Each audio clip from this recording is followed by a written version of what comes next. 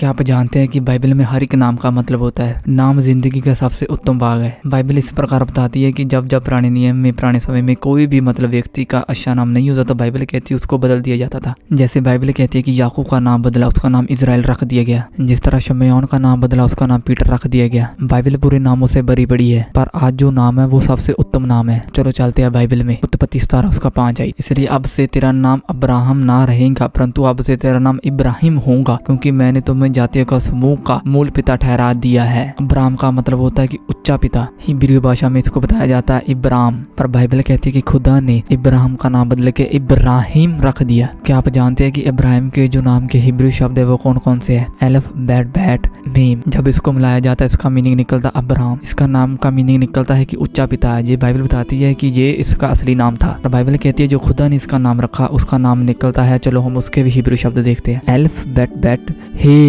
Meme. इसका मतलब होता है अब्राहिम। इसका मतलब होता है राष्ट्रों का पिता। बाइबल कहती है कि जब इब्राहिम 99 वर्ष का हुआ उस वक्त खुदावन ने ये उसको नाम बताया है कि आज के बाद तेरा नाम अब्राहम नहीं होगा, इब्राहिम होगा। जी उस वक्त की घटना है जब बाइबल कहती है कि ये इब्राहिम 20 साल खुदा की ओर ताकता रहा था, जब उसको कुछ भी नहीं मिला था। बाइबल कहती बाद में खुदा ने ऐसी वाचा उसके साथ बांधी, कहता आज के बाद तेरा नाम का मतलब अब्राहम नहीं इब्राहिम होगा। इसका मतलब होता राष्ट्रों का पिता। खुदा ने बोला था अगर कोई तारों को गिन सकता तो गिन ले। बाइबल कहती है ऐसे ही खुदा ने उसके साथ वाचा बांधी थी, मैं तेरी सुल्तान इतनी कर दूंगा कोई गिन ना पाएगा। आगे बाइबल कहती है जो उसकी वाइफ थी उसका नाम क्या रखा, चलो देखते हैं। उत्पत्ति 17 उसका 15। फिर परमेश्वर ने अब्राहम से कहा तेरी जो पत्नी सैरा है अब उसका नाम सैरा नहीं, उसका नाम सारहा होगा। इब्राहिम की पत्नी का नाम सैरा था। सैरा का मतलब होता है राजकुमारी। चलो इसके हिब्रू शब्द देखते हैं कौन कौन से होते हैं। शिन, बैत, योद। इसका मतलब होता है राजकुमारी, पर बाइबल कहती है कि खुदा ने इसका नाम भी बदल दिया। इसका नाम सैरा का मतलब सरहा रख दिया था। क्या आप जानते हैं कि सरहा में कौन कौन से शब्द आते हैं? शिन, बैत, हे।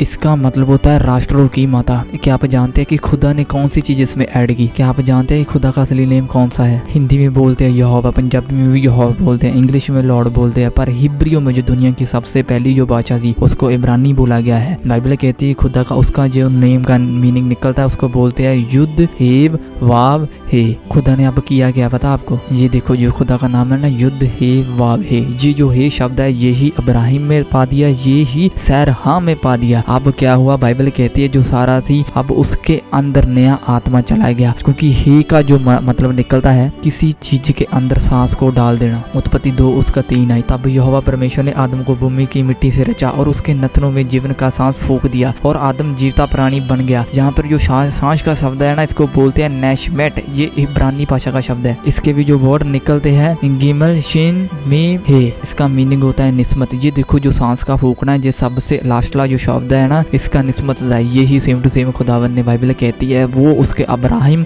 और सारहा ने पा दिया, तो बाइबल कहती है वो फिर से जिंदा प्राणी बन गए। फिर बाइबल कहती है फिर 100 ईयर में अब्राहिम को बेटा हुआ जिसका नाम इसहाक रखा गया था। यही जो हे शब्द है ना यही आत्मा में बरता गया है। क्या आप जानते हैं कि हिब्रियों में जो आत्मा को क्या बोलते हैं? आत्मा को बोलते हैं रूह। आखिर तो काम 1 उसका 8 है। परंतु जब पवित्र आत्मा तुम पर आएंगे तुम सामर्थ्य को पाएंगे। यहाँ पर जो आत्मा का शब्द बरता है इसको रूह आँख बरताया गया है। मतलब खुदा कहता है कि जब आपके ऊपर ये आत्मा आएगी तो तुम्हारे अंदर नया जन्म होगा, नया ही सांस फूका जाएगा, नई अनाइंटिंग होगी। ये सब कुछ खुदा की ओर से होगी। पर आत्मा कैसे आता है इसमें ये चीज समझाई गई है कि जो शब्द इसके देख रहे हैं ना हम देख रहे हैं, देखो इसके इब्रानी भाषा के शब्द देखते हैं। वाव, डैलेट, वाव, हे। इसमें फिर से वही हे शब्द बरताया गया जो अब्राहिम और सारा में बरताया गया था। यही आत्मा बरता है। बाइबल कहती है जब पवित्र आत्मा तुम पे आएंगी वह हे शब्द आएगा। क्या आप जानते हैं कि हे का मतलब क्या होता है? एक होता है कि किसी को नया बना देना, दूसरा होता है किसी के अंदर आत्मा भेज देना। आप अगर जानते हैं कि यीशु मसीह ने भी जब मछलियों को किया था वो कितनी मछलियां थी, वो कितने को अनुग्रह किया था, चमत्कार कितनी मछलियों से किया था। चलो हम देखते हैं बाइबल में चलते हैं। मत्ती 14 उसका 17। उन्हें उससे कहा यहाँ हमारे पास 5 रोटी और 2 मछलियां छोड़ और कुछ भी नहीं है। बाइबल कहती है कि यीशु ने 5 रोटी से 5 शब्द पता क्या होता है कि 5 का मीनिंग क्या होता है? जब आप इब्रानी भाषा का शब्द देखेंगे जैसे ए का मतलब 1 निकलता है, बी का मतलब 2 निकलता है, सी का मतलब 3 निकलता है, ऐसे ही जो इब्रानी भाषा के भी शब्द है मेरी चीजों, जहाँ पे जो इब्रानी भाषा का ही शब्द है वो 5वां नंबर है। 5वां जो नंबर होता है ये ग्रेस का होता है, ये अनुग्रह का होता है। बाइबल कहती है कि खुदा ने 5 रोटियों से 5000 जाने को खिला दिया था। तो बाइबल कहती है 12 टोकरियां बच गई थी। 12 टोकरियां का मीनिंग होता है कि 12 गोत्र, 12 यीशु मसीह के प्रेरित जो चेले थे। बाइबल कहती है कि 12 टोकरी उन लोगों के लिए बचा कर रखी थी। ये एक ग्रेस, जब अनुग्रह किसी के ऊपर आता है, ग्रेस किसी के ऊपर आती है, वो जिंदगी में तब्दील हो जाता है यीशु मसीह के नाम में। सोचो कि यीशु ने 5 ही मछली तरीके से कैसे चमत्कार कर दिया है। क्या आप जानते हैं कि जो खुदा ने जो मछलियां बनाई भी सबसे पहला उत्पन्न भी की वो भी 5वें दिन की थी। चलो चलते हैं उत्पत्ति 1 उसका 20 से लेके 22 तक। फिर परमेश्वर ने कहा जल जीवते प्राणियों से बहुत ही भर जाए और पक्षी पृथ्वी के ऊपर आकाश के उत्तर में उड़े। इसलिए परमेश्वर ने जाति जाति के बड़े बड़े जल जंतुओं की और सब जातीय प्राणियों की भूमि सृष्टि के चलते फिरते और जितने जल बहुत से भर गया और एक एक जाति के उड़ने वाले पंछियों को भी सृष्टि की। और उसने परमेश्वर ने देखा कि अच्छा है। परमेश्वर ने ये कहकर उन्हें आशीष दी, फूलो होदो और समुद्र में भर जाओ